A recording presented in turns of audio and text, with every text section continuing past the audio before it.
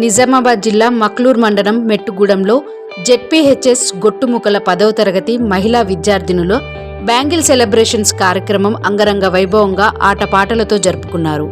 2007 బ్యాచ్కి చెందిన విద్యార్థినులు జిల్లాలోని వివిధ మండలాల నుండి హాజరై పంట పొలాల్లో స్కూల్ వద్ద నిర్వహించిన క్యూ లైన్లో పాటలు, ఖోఖో, మైదానంలో ఆటలు, మరెన్నో డాన్స్లు, పాటలు ఆనందింపజేశాయని పూర్వ విద్యార్థిని గంగుల రమ్య అంకం ఛానల్తో వివరించారు.